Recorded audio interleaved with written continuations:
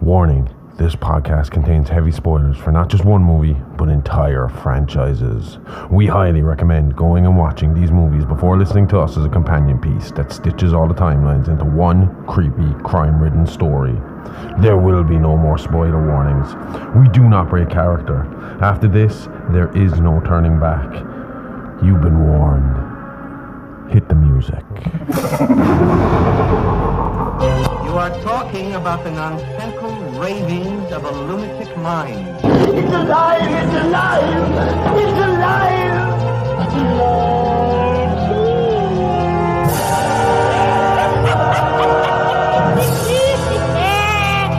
alive! It's alive! It's alive!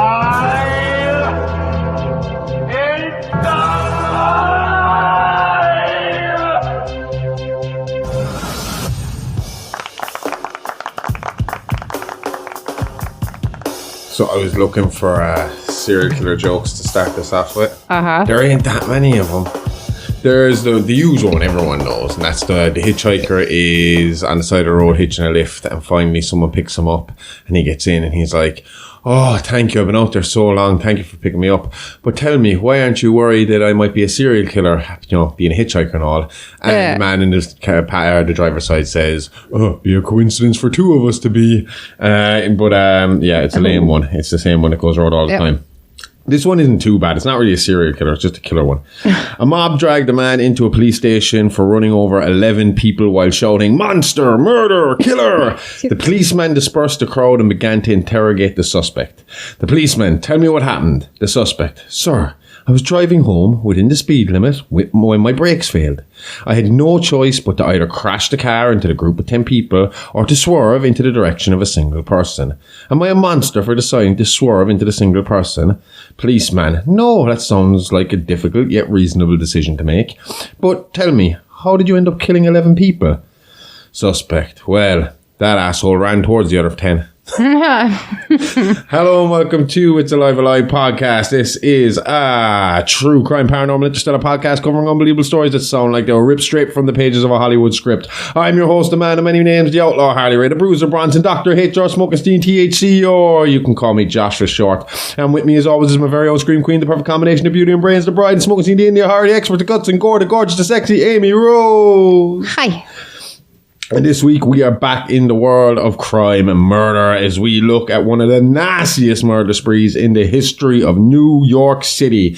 Yes, this week we are talking all about Peter Bunch, or as he is better known in the media, the New York Ripper. So how many rippers can you name? Seems to be a popular nickname amongst killers. Well, there's this one, and then there's the obvious Jack the Ripper. I'll never get over Jack. I hate unsolved cases. They frustrate me. You know, I'd start reading and learning about a killer only to, you know, get to the end of the story and realise I'm never going to know who's behind the mask. Yeah, but you know what you're getting into with a Jack the Ripper story. Like, you know that it's going to stay unsolved. And I actually feel the same way about the Zodiac Killer. That's because you go in with a little hope that they still might catch him, but the frustration only grows as the years pass and no progress. I mean, let's face it, chances are the Zodiac is long dead, if it was only one person. And here we go with the conspiracy theories again. Well, there is a conspiracy theory to it. I mean, we saw it as well with the Son of Sam. It's actually very, very similar to the Son of Sam cult conspiracy that we discussed on Real Monsters this week when we were doing all New York. You can check out the mini monsters now. It's a really long one, and it's like 40 minutes this week or for just that episode. It's long enough. Yeah. But he had the same thing, like where they kind of suspected, where he kind of played into it, Berkowitz did, because he was like, "Yep, there's a cult, it's not just me, there's a bunch of us." But obviously we never even caught a suspect for the fucking Zodiac, so it's just a working theory that because so many of the descriptions were different and because the methods were slightly different, that maybe it was a kind of murder group that was running around killing people. No, there's nothing to fucking outside the fact that they know that they fucking descriptions were different, and you see that in some of the mock-ups, the drawings and stuff like that they have them, that they're a little different. But yeah, that's kind of all there is really to that one, to be honest. But I mean, like, you could apply that to Jack the Ripper as well. They reckon that there's American Jack the Ripper. Oh, yeah. But I mean, it's there. I mean, like, even if this is all H.H. Holmes is Jack the Ripper. That's bullshit. I do not believe that for a second. And even with the Zodiac, if it's all true, it happened back in the 60s. So even if the people involved there were in their 20s at the time, they'd all be in their 80s now. So even if they're still alive, they don't have long to go before they've gotten away with it. So it will remain unsolved. Age means nothing. The Golden State Killer Joseph James D'Angelo was 73 when he was arrested active between 1974 and 1986. It took police over 40 years to get this guy, and he committed way more crimes than the Zodiac.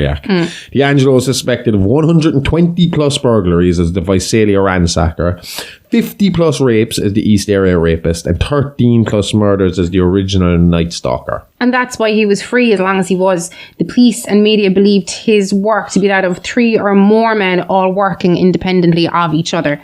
Like, they saw it as a coincidence that as soon as the ransacker burglaries stopped in one area, the rape started in another, and as soon as the rape stopped, the murder starts. Keep in mind, though, it's the 70s and 80s. You don't have the internet, and different police precincts weren't exactly known for cooperating all that well with one another. It's because of the police system over there. You have to hit certain numbers to unlock certain levels of funding, and if your precinct isn't performing and getting results, your fundings drop. Like, they do the same shit there with the schools. Like, better results are better funding. Like, you'd think they'd see the obvious. If you're not getting the results, then you'd need to invest in that area like we do here. Like, the place getting results doesn't need the extra help. Yeah, well, D'Angelo should have been that wake-up call that they needed when it came to policing the job. You know, they should have known it would be a lot easier if everyone was working together, and you see that now a lot more with the way things are. Yeah, well, they can't really hold out on each other anymore. Like, once the crime is in the system, any police officer with the right clearance can access it. Add in the fact that DNA is such a huge part of crime fighting now and has helped unmask killers like BTK and D'Angelo. Like, it helps that in some countries and in America, some states have taken to keeping the DNA of dangerous convicts on file. Makes you think, though, when BTK and D'Angelo were committing their crimes and coming all out over the gaff, it wasn't even in the realm of possibility that their bonk juice could get them caught. Fingerprints, maybe hair or clothes fibers, but erectoplasm, no fucking way. And years later, that love gravy, along with our curiosity and the rise of genealogy websites in the case of the Golden State Killer, got both of these guys caught. D'Angelo was caught through a genealogy website and his own rubbish, wasn't it? Yeah, they got samples from his car door and a tissue he left in the rubbish on the curb for collection. Nasty. Yep. Imagine having to go through that. I know, yeah. It was some distant cousin that put the family DNA on the system. So investigators who have been on this case for decades were up for trying anything. So they took a little bit of the DNA collected at the crime scenes and sent it to GED match. Or is it GED match? No, is that what they call GED GED match, yeah. Results identified 10 to 20 people who had the same great-great-great-grandparents as the Golden State Killer. A team of 5 investigators working with genealogist Barbara Ray Venter used this list to construct a large family tree. From this tree, they established 2 suspects. One was ruled out by a relative's DNA test, leaving D'Angelo as the main suspect. And with Raider, they pretty much knew that they had their guy before DNA confirmed it, because he had sent them the floppy disk with his shit poems and drawings and letters on it, and a quick search by the IT guys in the FBI, and they could see that the files had been last modified by Dennis at the Christ Lutheran Church. And a quick Google of the church, and they found that Dennis Rader was the president of the church council there, which gave them enough evidence to obtain a warrant to test a pap smear taken from Rader's daughter at the Kansas State University Medical Clinic. DNA tests showed a familial match between the pap smear and the sample from Wiggerle's fingernails. Am I saying her name properly? Weggerly's fingernails. This indicated that the killer was closely related to Rader's daughter, and combined with the other evidence was enough for the police to arrest Rader. All right, good enough for the pricks, both of them. Fucking hell. I thought the floppy disk on its own would have been enough to put the nail in the coffin. Well, not really. But I suppose somebody else could have got it and framed him. I mean, what if somebody's... Yeah, but that's what I'm saying. If it's a communal fucking computer, that could have just been signed into whoever was in charge of the computers or whoever was in charge of the church. You know, anybody could have, from the church, could have used it. And that's why everybody has different profiles. But obviously it led them to someone who they could test. I mean, if they tested him and he was wrong, then they'd know, at least they'd have it narrowed down to someone who uses the computer in this church. So, you know, it did help. Mm-hmm. I'll be honest, though, this isn't the direction I was expecting the show to go when I asked how many rippers you could name. We got into Jack, and then now we're like, you know, talking DNA, GSK and BTK. All over again. Those guys seem to be a fucking constant fucking You want Rippers? Yep, I want Rippers. Give me Rippers. There's the New York Ripper, Jack the Ripper, the Athens Ripper, the Atlanta Ripper, the Blackout Ripper, the Canadian Ripper, the Chicago Rippers, Craigslist Ripper, Dallas, the French Rippers, Gainesville, Gansu and Granny Ripper, the Guangzhou Ripper, the Ipswich Ripper, Joel the Ripper, who you covered on Mini Monsters Monday, and we discuss Unreal Monsters only on Patreon for $5 a month for the first 7 days are free. The Lisbon Ripper, the Mexican Ripper, the Novoralsk Ripper, the Red Ripper, also known as the Rostov Ripper, the Rhine-Ruhr Ripper, the Ripper Jayanadan, the Sanas Ripper, the Serbian Ripper, the Ypsilanti Ripper, and the Yorkshire Ripper, Peter Sutcliffe. And if you come back next week on our Instagram, we'll have her doing all that to the theme of the Animaniacs. The New York Ripper, Jack the Ripper, I was reading through some of those Rippers, right? And Granny Ripper was not as fun as I thought it was going to be. Granny Ripper doesn't sound fun, John. I thought it was a granny who was a ripper. No. A Granny Ripper rips the granny. I wasn't far off. She is a woman in her late 60s to 70s who was murdering other fucking women and people around her age. So she was a Granny Ripper but who she was wasn't as fun as I Ripper. thought she'd be. I mean, you look at Nanny Doss. She's got that fun nanny look about her. Do you know? That's what I was expecting. That's one photo, Josh. Yeah. I would say, though, if she was offering me gingerbread, I'd be out. No problem. See, it's it. Nanny Doss could kind of fool you. Weird. Careful. Anyway, the Yorkshire Ripper actually reminds me a lot of our subject today, the New York Ripper, Peter Bunch. Because they're both rippers named Peter that target young women and sex workers? Yeah, more the targets and the style than the names, though. It's kind of like Dahmer and Dennis Nielsen's. They seem like the US-UK counterparts of each other. Both quiet, strange loners, homosexuals in a time when you still had to keep that kind of on the down low. Both seem to kill out of loneliness. True, Dahmer had a thing for dead bodies, but I think the psychology of it is that if they're corpses, then they can't run away and leave him alone, you know? Yeah. And then you have Nielsen, who similarly killed to keep his victims from leaving him alone, but I don't think showed much signs that he enjoyed the dead body. Like, I don't think he was a necrophile as far as I think he did. I think he fooled around with the bodies, but I don't think that was the main purpose of it. You know, whereas Dahmer was cuddling into the bodies and playing with them afterwards. Yeah. I think it was more about the conversation and having a friend around, you know? Conversation. But he used to prop them up on chairs and chat to them and play music for them and watch TV with them and stuff, like, you know? Yeah. They were his company until they decayed too much, and then he'd, you know, have to find a way to dispose of them. Just a quick tip for aspiring lonely homosexual serial killers. Please do not flush your dead bodies down the toilet. It will clog them up. You will get caught. And when you get caught, don't tell them it's fucking chicken from KFC, you idiot. That's just fucking That's what weird. he told them. The plumber came along, right? Yeah. Tried to unblock the fucking drain, and he starts picking out bones from the fucking drain and clumps of fucking meat and stuff like that. And Nielsen is down there over his shoulder going, yeah, looks like KFC. It's like, fucking idiot. Oh, it's so fucking Our awkward. kid put fucking regular baby wipes down the toilet one time instead of the flushable wipes, and we had to have a company come out and flush our fucking drains. So fucking what bad. Are you doing So putting bad. fucking human it's just no sense. No. I wonder what the KFC was doing down the toilet in the first place. And if it was bad enough to flush it down the toilet the first time, why did you order more? Continue to go KFC, because that's a lot of KFC. Maybe dude. this bucket would be better. Was Cartman hanging out here? No, but he was definitely having sex with the corpses. I just looked it up. Like, it seems identical to Dahmer's fantasies, to be honest. Like, even crazier, they both started killing in 1978, although Nielsen was caught after just 5 years, and Dahmer managed to stay active all the way up to 1991, so 13 years. And I used to work with a woman that lived on the same street as Nielsen, and while all this was going on, and they never had a fucking clue. Oh, fucking creepy. Weird. Which one? He had 2 houses. This happened twice.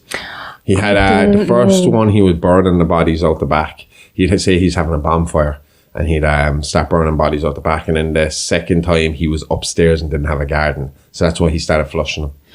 The woman's, she didn't say apartment, she said house number 1, but number 2, she was talking about it so much, I would assume if there was any kind of weird stuff like smoke, she would have been all like, oh yeah, we actually saw the smoke and all that jazz. Like, you know, yeah.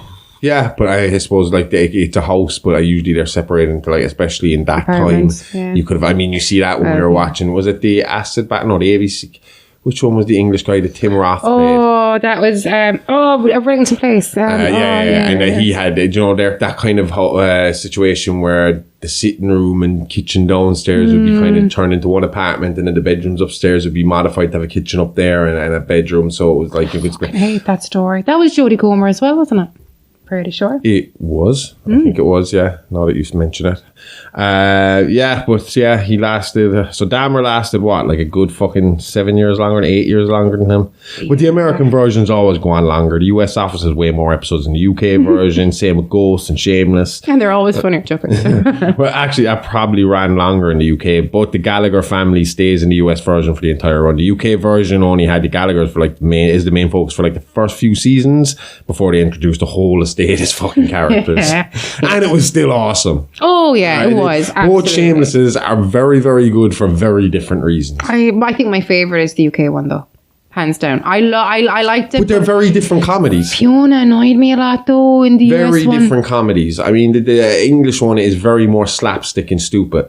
Kind of real, kind of off the wall crazy. Whereas the American one, you can almost feel their struggle at times, and you feel bad for them at times. There's more drama and more kind of depression in this. I would agree with you, but I think maybe it's just kind of the part of the world where we're from. Sometimes, like when you're watching the UK Shameless, like, oh yeah, I know a person like that. Oh yeah, everybody on that fucking estate. I knew a version of them from around the town. No problem. Yeah. And Dahmer and Nielsen are exactly the same as US remakes of UK shows. Yes. Do you think the Americans just let Dahmer have a longer run so they could be, one up in the Brits? Our Gay Cannibal Killer is way better than yours. In that case, who's tougher, Sutcliffe or Bunch? Sutcliffe. What the fuck is that? Like Ben Affleck playing Sutcliffe. Sutcliffe gets this one with a run of 5 years and 13 confirmed kills. Bunch, on the other hand, only lasted a few months before he was caught, although his story was bound to be a fast one, with his focus being solely on revenge and his plan being a little convoluted to say the least. So we've danced around it enough. Let's get into it. Let's talk about the New York Ripper Peter Bunch and the reign of terror he brought down on the city that never sleeps in the year 1982. Ooh.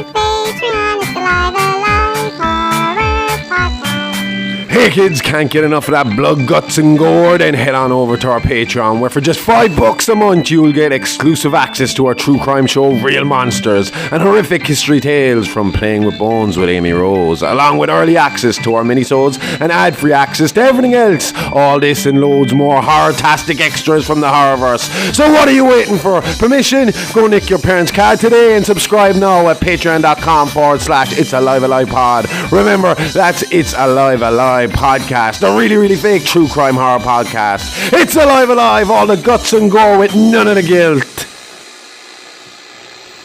Peter Bunch was born May 22nd, 1942 to parents Theodore and Eleanor Bunch, and would be the couple's only child. Brought up in Chicago in a working class home, Peter was a shy and reserved but highly intelligent child. Originally Roman Catholic, Peter, under the guidance of his parents, would eventually become an atheist, choosing to preach common sense and scientific facts over what they deemed as silly fairy tales, instead nurturing Peter's intelligence and budding love for physics and mathematics. Do you think that played a factor in his decision making later? I mean, at that time in history, religion, especially the Catholic Church, it would have been ingrained in everyday life and very powerful in world leaders' decision making. I mean, you see the impact they had in Ireland all the way up until the late 90s. I do think that being an atheist at that point would have been a major taboo, something that he maybe even got bullied about. Maybe, but to be honest, I don't think religion really plays that much of a factor in their mental state. I mean, being a psychopath or sociopath means little to no empathy exists in you. You believe that the world is yours and everyone and everything in it is just there for your amusement. I think with a God complex like that, it's hard to believe they would see themselves as second to anyone. I think they have to see themselves as something more than humanity, and in controlling someone's fate, the power of that decision to let them live or die, it has to indicate that they believe they are God on earth. Like. But then why kill so often? Should they not be loving and merciful? Yeah, if you lead by words and not actions. The Christian God is known for being jealous, egotistical, vain, and vengeful. Sounds like a killer to me. So how do you explain guys like Gary Ridgway even, or again BTK, who are big churchgoers and active in the church community while still killing? It's a nice cover story. You know, no one suspects old Holy Joe. I mean, hardcore Christians are known for being a little strange, a little over the top or intense, so a killer blends into the community easily. On top of that, while the God might be vengeful, generally Christian people, while a little overbearing in their beliefs, are quite nice people, and by the laws of their belief, have to welcome followers of the Lord in with open arms. So even if you are a bit strange, they'll accept you, and when you get caught, they'll probably support you afterwards and forgive you. So yeah, and if you go all born again in prison, it looks good with the parole board a few decades later when you're old and seem harmless. either way, we can agree that in this case, the family's religious practices or lack thereof isn't the catalyst for Peter's eventual spiral into lunacy and ensuing murder spree. Now, I know when it comes to serial killers or spree killers, you generally picture some dull, weird loner with an at best 2-digit IQ. Guys like, Geen, Dahmer, Rollins, or Henry Lee Lucas and Otis Toole. Yeah, and Ridgway was another dummy. Like, it's crazy when you think about it.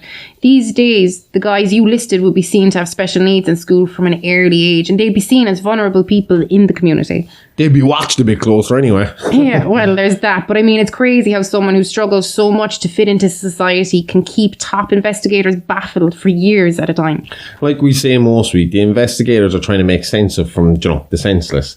You're talking about killings that have no logical motive, and more often than not, the victims will have no link to the killer. On top of that, at the time these guys were all active, DNA wasn't a factor. So, now add in what you said, it seems crazy to think that Larry down the road who has trouble tying his own shoes could be a serial killer mastermind, so they don't come under suspicion until way down the line. Or like in the case of Ed Kemper, they get sick of it and hand themselves over. Did you know that he had to call the police on himself 2 or 3 times before the police would even come out and have a look at the situation? A perfect example. He wanted to be a cop, but he wasn't bright enough for it and was way too tall.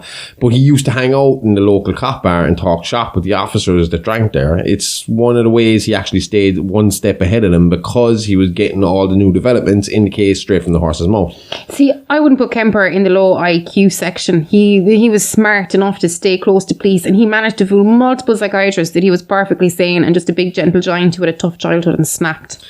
Yeah, by being a model inmate, he got some perks, including helping out around the hospital, leaving him alone to look through files and study how certain tests were administrated, learning the correct sort of behaviour required to deem himself safe for society again. And I would agree with you, I think he is an intelligent and manipulative man, but I also think that he was stuck in a fantasy world, and paired with his size may have made him come across as your stereotypical big, dumb, gentle giant type, leading the police to assume he was dumb and soft and, too soft to commit such a horrific crime. So I wouldn't say he was intelligent, but I would say lacked in common sense and was stuck in a fucking fantasy in his own mind, know. Which brings me to the next point, because whereas one stereotype is a dribbling idiot weirdo, the other common depiction of a serial killer, is the mastermind evil genius who loves nothing more than to play a good old-fashioned game of cat and mouse with the authorities.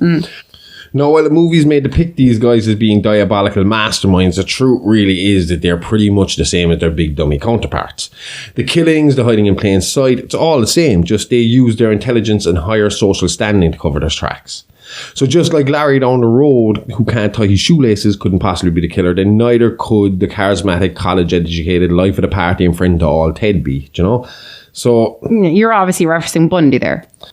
Yeah, we'll talk about hiding in plain sight. The man was studying to be a lawyer and helping in political campaigns, so instantly it's a case of trying to pick out the killer psychopath amongst the functioning non-killing psychopaths. Not to mention he worked for a suicide helpline in his spare time. You have to wonder where he got all the time to do the killing. I know, right? I can barely manage this podcast weekly, let alone study to be a lawyer, work in politics, do charity work, and have a fairly demanding pastime. I was actually reading an interesting article about this earlier in the week, and it's from the Express.co.uk, and I know that's an English paper. I'm not sure what its reputation is like, but I thought this was an interesting take on Ted's time working for the suicide helpline.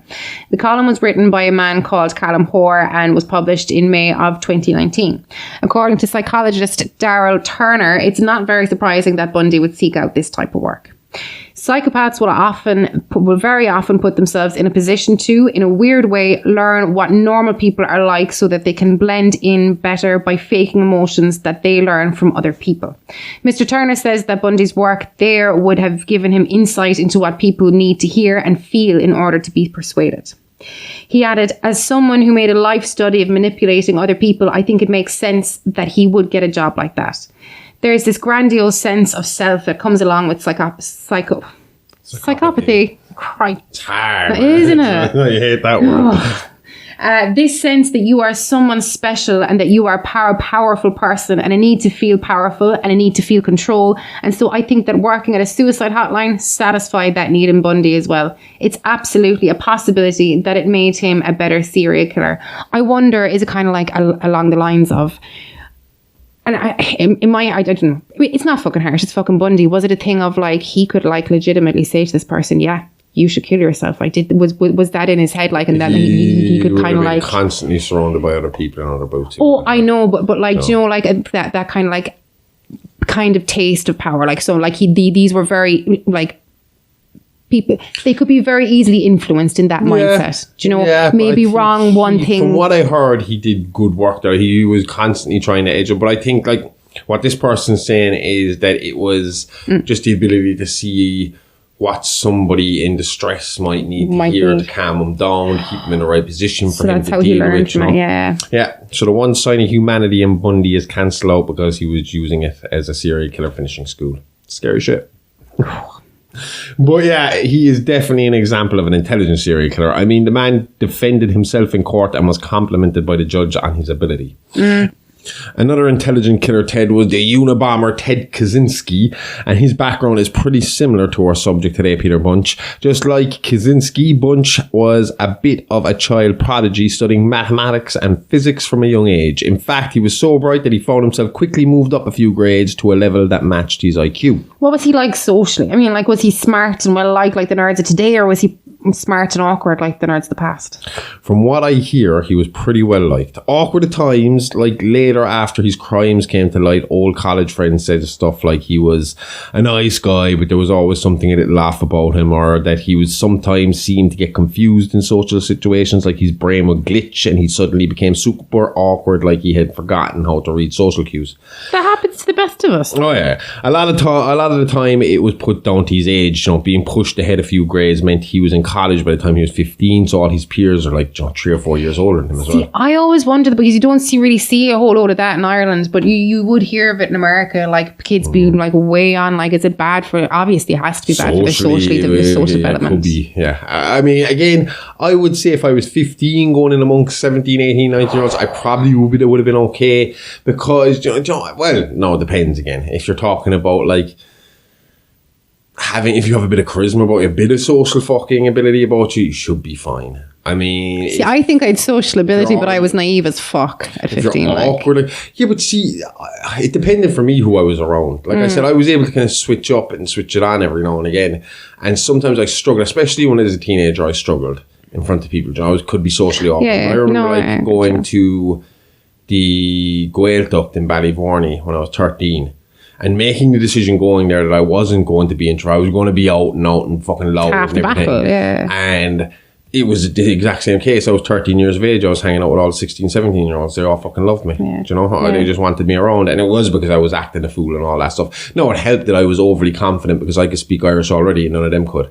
So it wasn't exactly an issue for me. I could be cool as fuck. And so I suppose like one-upmanship in Ireland. I'm the one that was ahead of you. So I could see how Bunch could be smarter than everybody else in that sense of the maths and physics and still kind of get on if he made the decision to kind of be out there and extroverted, like, you know? Yeah. Nevertheless, he did have friends in college and he was a pretty popular guy, so he was doing okay. Yeah. It helped that he was willing to help some of the popular kids with their homework, but all in all, everyone from his past was pretty shocked to find out that old Petey Bunch had committed such violent crimes. Everyone, that is, except for his ex-wife, Bonnie. Peter met Bonnie, who was attending NYU in 1960. Peter was 18, she was 25 years old. So a little bit of an age gap there. But apparently they clicked with Peter showing his charm early on to get the young woman's attention. Yeah, I was reading about her, and they met when they were on the student council together, and she said the first few years with him were bliss, but there were some red flags. He used to get awfully frustrated when he got stuck on work problems, often not sleeping for days, and on a few occasions lashing out violently, trashing his home office and verbally abusing Bonnie. She said at first it was easy to disregard this behaviour, believing it to just be the quirks of a brilliant mind. She said sometimes she would leave for her mother's house when she saw the freakouts coming on, but after a few days she'd feel guilty and have to return home to make sure Peter was still okay and not dead or anything.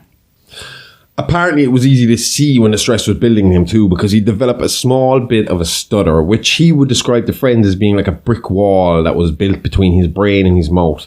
That he'd have the words, but his mouth wouldn't make the sounds. Or that he'd know the answer to problems, like, it was buried deep in his brain on the tip of his tongue, but it just wouldn't come out. Kind of like when you know an actor's name, but it just won't come to you. Or when you wake up from a really vivid dream and you're trying to remember it, and you have tiny snippets, but it's slowly fading away as you're trying to remember. So fucking frustrating. Frustrating enough to kill a bunch of people? One or two, but not to the degree that he went. Like, that's overkill, really. Thank fuck for IMDb. Eventually, the couple were married in 1967 when Peter was 25 and Bonnie was 32. The pressure was on for Bonnie to have a child. It wasn't easy either. They had 4 miscarriages before finally becoming pregnant with Susie Bunch, who was born on the 9th of October 1972. Now, you know yourself the impact a miscarriage can have on your mental well-being. It's hard to go through that once, let alone repeatedly. Eventually, you might want to give up and pack it in. But the Bunches were persistent and stuck at it until they were finally successful. But unfortunately for them, the joy of the birth of Susie was short-lived, as the child had major health issues from birth. Now, I can't be sure what the original ailments were, but it said that Susie was a few weeks premature, and even with that was underweight for where she was in that point of the pregnancy. Like, the first few years of Susie's life saw the child in and out of hospital with various different infections and viruses. Bad immune system. Poor child was always sick, probably. Yeah, and I'm sure there's a lot of people like ourselves with kids who know how difficult it can be to have a sick child. You're worrying about them, you're worrying about money. Because let's face it, if your kids are really, really, really sick, you need a lot of money, and you will find the cash needed to get them the best treatment possible, even if it means you'll spend the rest of your life in debt. Yeah. Thankfully for us, though, our 2 kids have been healthy. Just the usual kid stuff here and there, chickenpox, flus, tummy bugs, and, other everyday unavoidable fucking illnesses, touch wood. But you see, couples with kids in and out of hospital, it can be a real strain on the family. So when you're in a position as dire as the Bunches, you really need the father and the mother of the child to come together. Be strong and be a team. What you don't need is for one of the parents to start acting like a child and for the other to disassociate from the situation so much that they end up leaving. So Susie just got worse with time? Yep. At age 6, she developed a rare kind of bone cancer and entered hospital, where she would remain until her death in 1982. Now, I said earlier that Peter was known to be a charming, smart and good-looking guy in public. But as pressure mounted, he was known to get a little nastier. In public, that is. In private, he was known to get much, much nastier. The pressure was usually down to his job as a physicist, equations and problems that he couldn't make out, make work. But as health problems with Susie persisted and medical bills began to rise, the slightly quirky physicist became more and more unhinged. Disillusioned with his lot in life and the constant pressure of money, Peter found himself becoming more and more resentful towards the world and anyone who was doing even a little bit better than he was. Would have fit great in Ireland. Yeah. This led to him almost constantly chastising his exhausted wife, Bonnie, as she took on the lion's share of the work in regards to taking care of Susie's medical care. What would he give her shit about? Sorry? What would he give her shit about? It ranged from stuff like, why do you look like shit? Why can't you put more effort into your looks like my friends' wives? You're embarrassing to be seen with. The apartment's a mess. You never clean. Where's my dinner? To more extreme stuff like, you did this to Susie. Your eggs are rotten. You fucked up the pregnancy. If Susie dies, I'll kill you. Oh, what a way to lose her. Now, you can imagine what a stressed out, exhausted woman might say to shit like that, especially coming from this spoiled, entitled little shit like Peter. So she gave it back as as good as she got. Fucking right she did. Fucking putting up with that kind of shit while you're trying to look after your sick child. Fuck him. Yeah, well, Peter didn't like that one bit, and that's when the physical abuse started. She spoke back and she got backhanded. No, that's bad enough and not acceptable in any way, shape or form, but it will be mild compared to what would happen to her after the cancer diagnosis in 1978. Once Susie was diagnosed with cancer, Peter became extremely violent, to the point that he would regularly knock Bonnie out cold. So was he angry at her for, as he said, fucking up the pregnancy and making Susie wrong, or is he angry that the child is getting all the attention? Angry at the world, from what I could make out. Bonnie was just in the firing line all the time, you know, an easy target for him. Okay, so he wasn't hands-on with the caregiving, but he did show love towards Susie. And I think it's like what we spoke about a few times before, where a psychopath might not love you as a person, but they do love you as a possession of theirs. And I think a lot of his frustrations around life were based on the fact that even though he had a good job and he had a family, nothing was going to plan. The perfect wife was a mess. The perfect daughter was sick, or in his mind, broken. The perfect home and bank account eluded him because of the constant medical drain, bill drain on his income. So, he's just... Yeah, welcome to real life, Petey. So if he didn't take part in the hospital stuff and was so resentful towards his family for his current circumstance, how did he show any love at all towards Susie? He would visit nearly every day, and if he couldn't for some reason visit, he would call Susie on the phone. He would spend about an hour at the end of each day with Susie, colouring, playing games, making her laugh and reading to her, usually her favourite book, The Little Duck, performing the story more than reading it, adopting funny voices for each of the animals, his duck impression being the best. Bonnie would later say it was the only time you'd see the old charming Peter again, as he lit up the small hospital room, helping both himself and Susie forget about their sorrows, if only for a short time. And it was a short time, because as soon as Peter parted ways with Susie each evening, he would almost instantly revert back to the irritated, nasty little man that he had become over the years. Then the drinking started. Oh, bad mix. He's already abusive, but booze on top of that, and it's not going to end well. Yeah. He took to leaving the hospital after his visits with Susie and heading to the nearest dive bar from the medical facility. There, he would stay for hours getting hammered before heading home to beat and berate his wife before passing out for the night. This went on for over a year before one day it all went even further into the shit. Susie's cancer had begun to spread, originating in the bone around her left shoulder. It had spread through the arm. The fear was it would spread to the rest of the body next. So the decision was made, and the arm was amputated when the girl was just 9 years old. That's sad.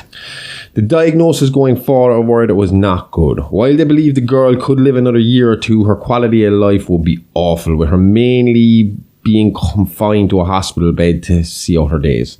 A decision had to be made in regard to Susie's immediate future, with each parent having a very different opinion on what should be done than the other.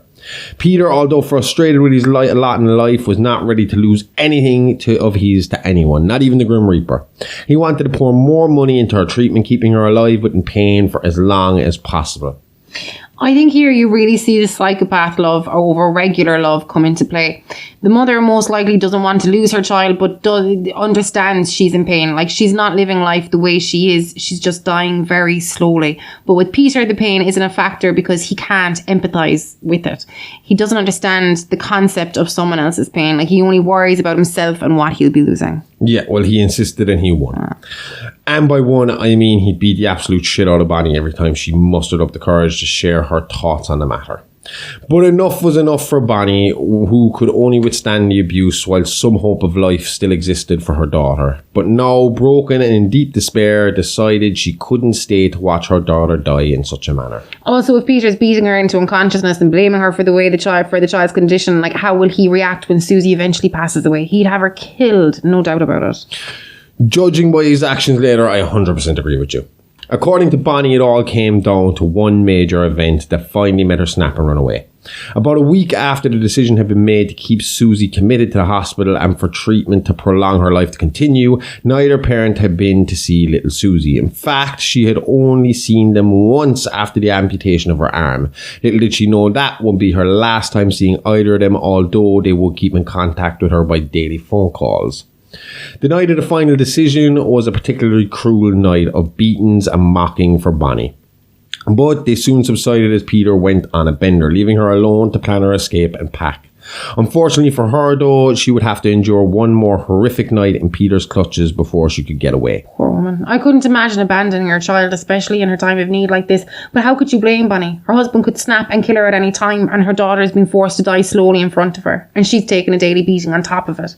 How could anyone be expected to make a clear, rational decision in that situation? Yeah, it only gets worse before she gets out. You see, Peter's bender started on a Monday and Bonnie had no idea how long it would last. She had friends in Brazil who had heard her story and offered to give her a new home with them if she made her way down. The next flight to Brazil that Bonnie could get was due to leave Thursday at 5 p.m.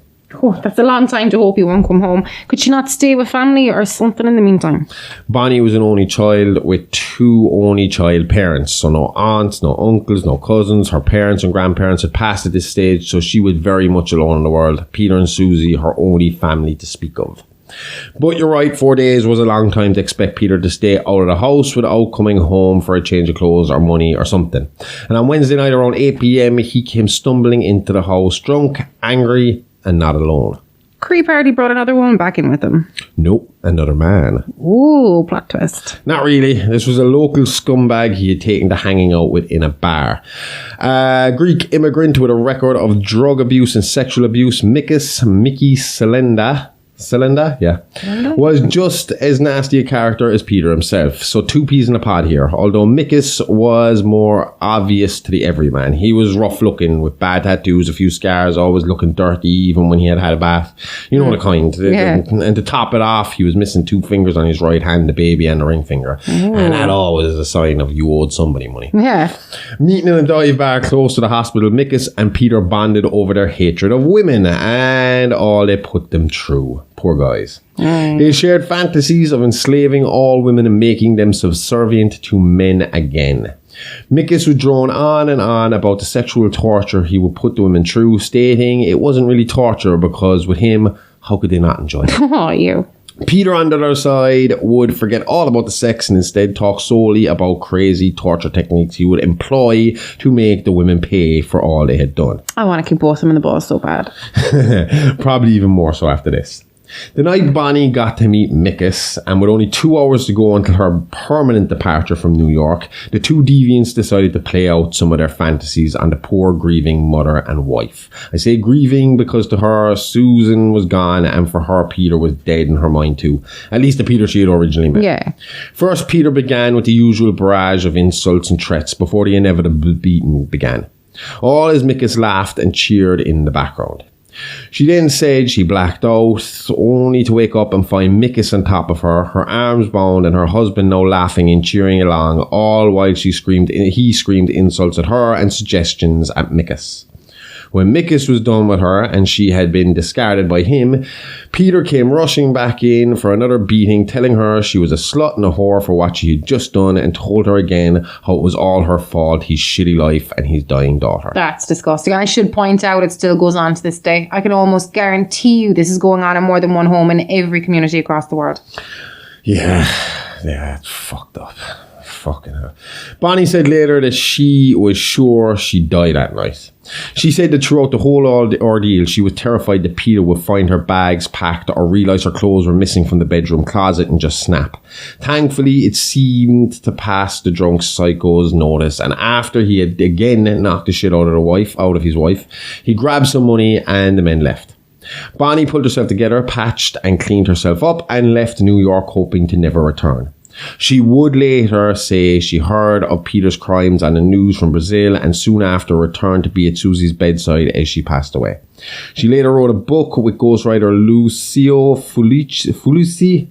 That's right, Fulci. Simply titled The New York Ripper, where she detailed her account of the situation and then chronicled the crimes with her commentary as to what Peter may have been thinking or his mindset throughout the massacre. Okay. Interesting. Okay, it's honesty time. We have a confession to make. We suck at socials, no good at Insta, can't send a tweet or an X or whatever that supervillain looking motherfucker is calling it now. Stick to your space cars, Elon. But we know You want to chat. You want to be kept updated. You want to be alive all the goddamn time. So we're getting down from the antisocial soapbox and giving this a try. So come chat to us on Insta and Twitter at AliveAlivePod, or hit us up by email at itsalivealivepod@gmail.com. We want to hear from you. Tell us what you like, what you don't like. This is a project. It's still a work in progress, and we just want to give you more what you like and less of what you can't stand. So give us a like, give us a follow. We'll always hit you back, and we'll always try to reply to everyone. So come say hi. We don't bite. Well, at least Aimee doesn't. And she keeps me well fed, so you got nothing to worry about. Now, back to the show. So it obviously didn't take Peter long to realise his wife was missing, and at first it infuriated him that she could abandon both him and Susie in such a time of need.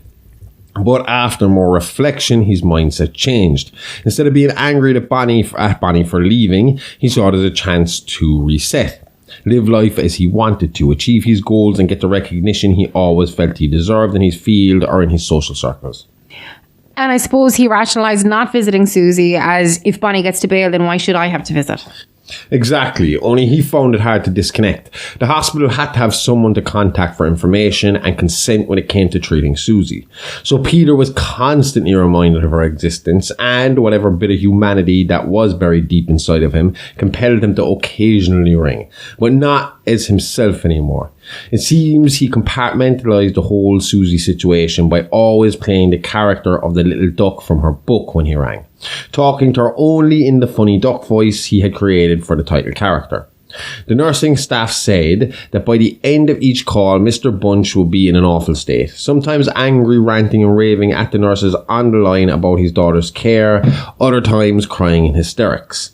Either way, he was becoming more and more unhinged. And now the nurses have to put up with it. Oh yeah, on top of that, when he was roaring at them, he was doing it in the duck voice.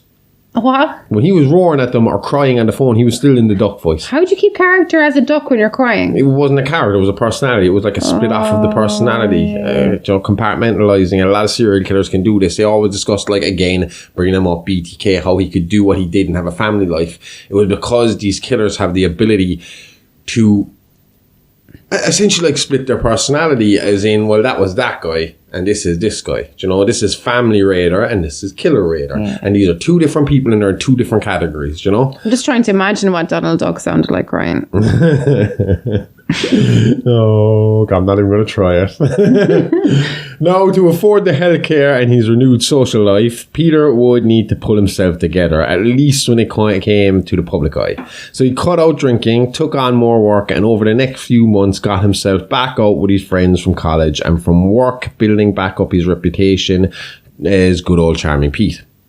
For him, it was all going uphill. The work was difficult but more satisfying. The money had gotten better and his love life was even on the way up as he began to casually date again. This is where things again began to get tricky. See, as he got back out there in the dating pool, he found that he couldn't stand any of the women he went out with. Instead, finding himself fantasizing throughout the whole date about how much he wanted to hurt them. Jesus. I mean, like, he really had to work hard to hold back. It was constantly on his mind, like an itch he had to just fucking scratch. Yeah. These feelings were only exasperated by the now weekly phone calls to Susie. Someone had to pay for taking his daughter away. In the meantime, a friend set him up on a blind date with a girl named Faye Majors. Faye was a slightly gullible but highly intelligent and gorgeous young woman who should have been the girl of Peter's dreams, something he recognised as well. And even though he still had a certain amount of contempt for her, she was just the right kind of girl to fit into what used to be his fantasy, but was quickly becoming a plan of action. Do we know what the plan was? So obviously his plan was to get revenge on the women of New York by stalking and killing them. But he wanted to make sure he got the message across and got away with the whole thing too. So he began by studying the greats to see where he could improve, learn from their mistakes and become a better killer than they ever were. So he's reading a lot of these fucking serial killer magazines and, True Detective and all this kind of shit. So how was the asshole going to improve the process? Well, the biggest revelation he had was to put a layer between him and the victims. Most killers get caught after their description or car make and model get passed on to the police, usually as the killer is in the process of kidnapping or stalking his next victim. So Peter needed someone as perverse and disgusting as him to help him in the procurement of suitable female candidates. And who better than the man who helped him rape and beat his wife? Bang on the money. And so Peter went out to reconnect with his nasty ass friend Mikas Scellenda. Needless to say, Scellenda didn't need much convincing, and over a few bottles of vodka the pair planned and schemed their first attack. Scellenda would get the body, then Peter would take their soul. A win-win for the depraved duo. And now we reach the part of the story where I want to turn off my earphone and go la la la la la while Josh covers all the disgusting acts that these two are about to commit. Oh, you have no idea. Yeah, see you later. Their first victim was failed model turned sex worker Anne Lynn. Lynn was last seen working the red light district in the city on the night of Thursday, 4th of March 1982. She was found by a man out walking his dog in the early hours of Sunday morning, the 7th of March. She had been raped multiple times, beaten severely and stabbed 37 times in the head, neck, chest and stomach with defense wounds covering her hands, arms and legs. Horrific. The victim seemed random and the crime motiveless. Police were at a loss very early on. That's until the woman's landlord came forward, a small old lady by the name of Mrs. Babette Weisberger. She claimed that before and after the death of Anne Lynn, a man called looking for her. On both occasions, the man spoke like a duck, like an angry Donald Duck, making crazy quacking noises between sentences and all. Who could that be? So please almost straight away know that they're dealing with the weirdo. Like, would they not have Frank Zito running around at this time? Frank Zito, the maniac in New York, who we covered in episode 28, he would have been active up until 1980, so this was a little over 2 years later. Okay. The cop in charge of this case was Lieutenant Fred Williams, a hard-nosed veteran of the NYPD homicide department, and actually helped work the maniac case back in 1980. Not a big role, but he was in the task force assigned to catching him. If cops were unsure as to whether this was the beginning of another serial killing spree or not, was answered the following weekend on the Staten Island ferry. Here, student Rosie DePonte was found stabbed and slashed multiple times and left inside an old red VW car. This murder is said to be Bunch's only solo kill, as Scellenda had an airtight alibi and Miss DePonte showed no signs of rape or sexual abuse in general. Upon making connections to this kill and the Lynn case, Lieutenant Williams informed the press that the serial killer was at large. This led to Williams getting a visit at the station by New York's chief of police. Williams' skeptical superior told him not to make any further public announcements about the case to avoid starting a citywide panic. To be honest with you, I thought it was a little bit early as well to be making these kind of claims. Yeah. They usually hold back on the shit for a good while. Just as the police chief was leaving, Williams was notified that a man sounding like a duck phoned while he was out at the press conference, wanting to speak with him. A little validation for the lieutenant. And enough to get the lieutenant a little extra help from a specialist. The specialist was Dr. Paul Davis of Columbia University. Dr. Davis was a brilliant young psychotherapy professor who was teaching at the school. He consulted on the case throughout and essentially cracked the case by narrowing his suspects down to the Bunch household, where they suspected either Faye or Peter of the killings. He put together a rough profile of the type of man he believed they were looking for and the possible motives that drove him to kill. This, while helpful, did nothing to immediately progress the case, and police were resigned to waiting for more contact or more action from the newly dubbed New York Ripper. They weren't left waiting long, and with this next kill came the first small sign of a lead, with a description of a shady man snooping around before the murder took place. The location, a seedy sex theatre deep in the red light district of New York. Ooh. This was essentially the stage version of porn. Okay. You pay the admission price, get your popcorn, head in, take a seat and watch the show, where a couple came out on stage to a bed and did what came natural to them. After the 10 p.m. show on Sunday, March 28, 1982, the body of performer Eva Karova was found in her dressing room. It appears she was killed not long after her last show. The light bulb in her dressing room had been smashed, and she was found bled out on the floor after being repeatedly stabbed in the vagina, crotch and thigh, hitting the young woman's femoral artery. And this is where they got the big break in the case. I don't know if you'd call it a big break, but it was a break, and at this point the detectives would take any bit of luck they could get. Yeah. The break was witnesses had seen Mikas Scellenda sulking around the theatre. One said he even sat in the front row to watch the show before the murder. Now, the police had a description and some distinguishing marks and features to go on, with people describing his tattoos, rough look, and most importantly, that his right hand was missing 2 fingers. Now, Bunch and Scellenda had no idea that the cops even had this description, and they were having the time of their lives.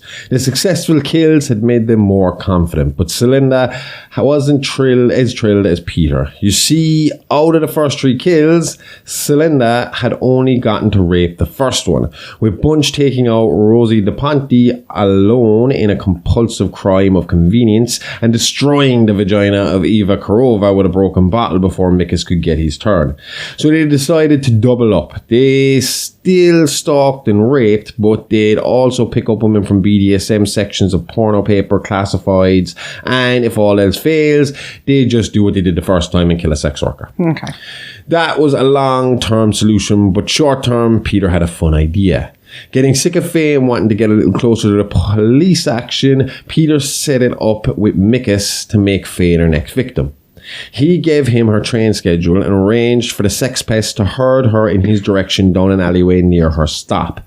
Once he had her disabled, Mikas could have his way with her before Peter got in to finish the job.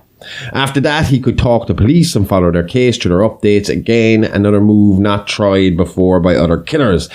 Killing close to you so you can get first-hand updates. Yeah, because it's dumb as fuck. The aim of the game is to keep the police as far away from you as possible. Like, you don't want your name coming up in their files in any capacity. Plus, if he really did his research, he'd know the love interest is always the police's first suspect in a murder case. I know, and that's exactly what it does. He becomes a suspect almost directly after speaking to police for the first time. Thankfully, Faye escaped with minor injuries. She said the man with 3 fingers was watching her and stalking her through the train cars and station stop. She said from what she can remember, he began to chase her, and the next thing she remembered, there was a man quacking and slashing at her with a knife. Sounds like a fucking Batman villain. Fuck.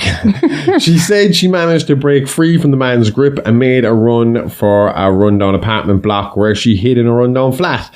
There she passed out from blood loss, waking a few hours later in a hospital bed.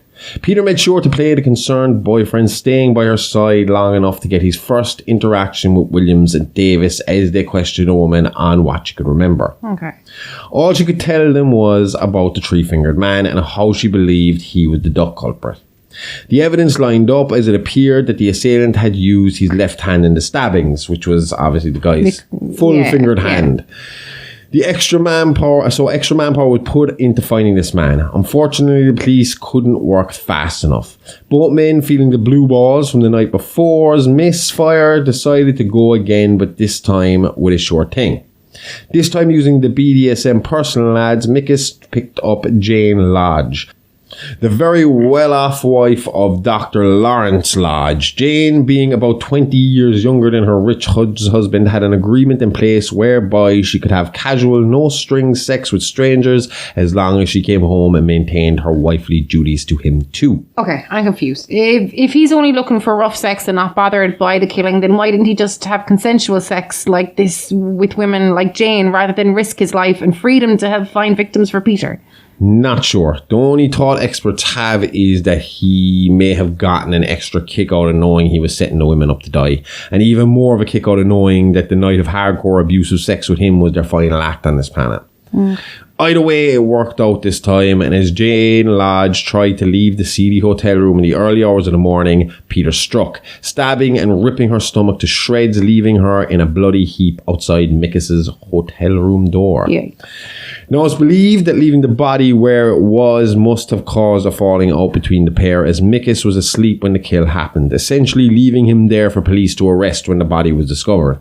And although Mikas discovered the body first and got out of the Cavalier Hotel in time, plenty of witnesses were able to name him and give descriptions. He lived locally and was a well-known patron of the hotel, which had a reputation as being a bit of a sex den.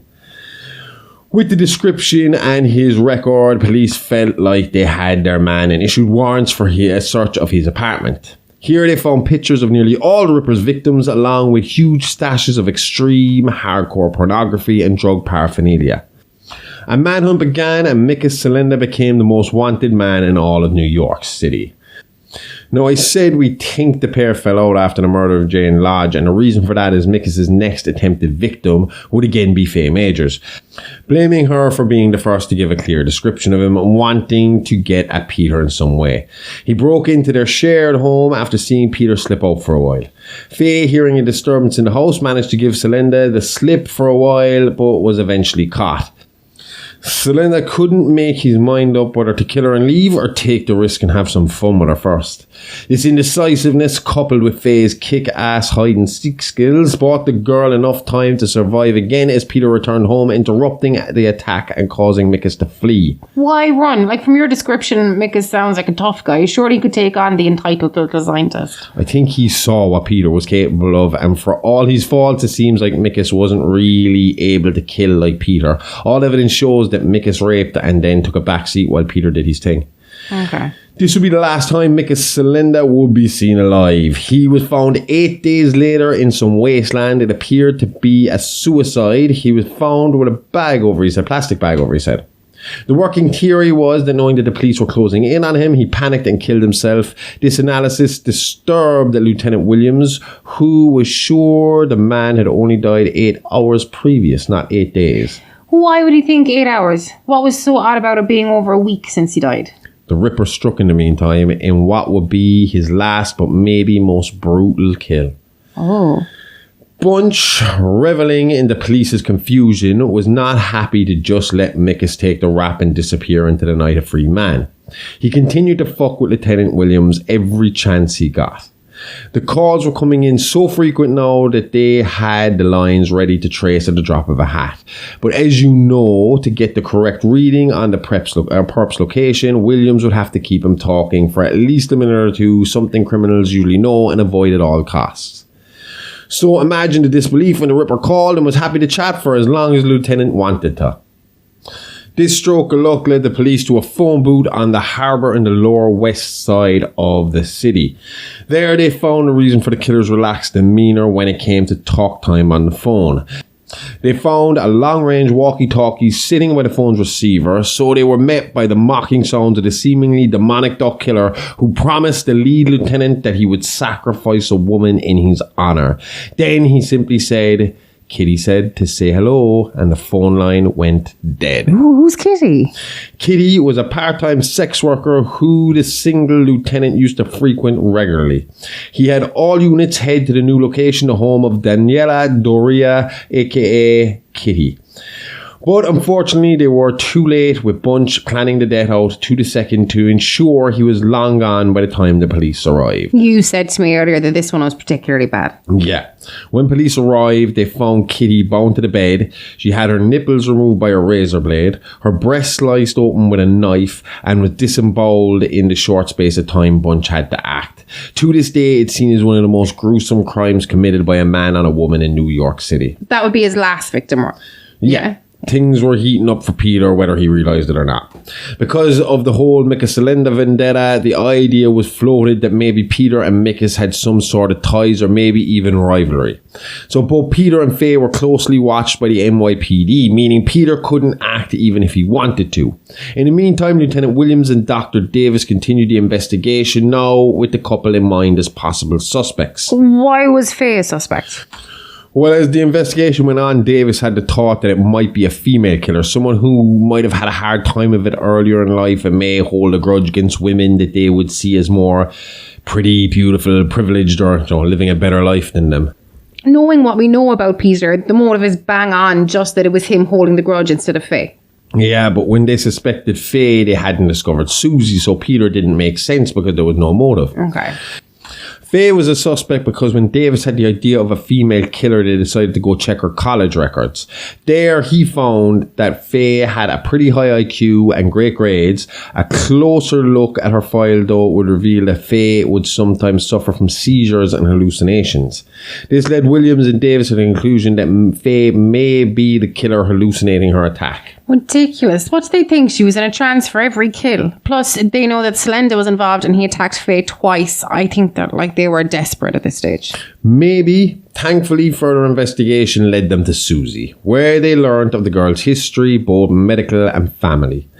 In the child's hospital room, they found a duck book, a duck toy, and were informed of Mr. Bunch's strange duck voice calls he made weekly to his dying daughter.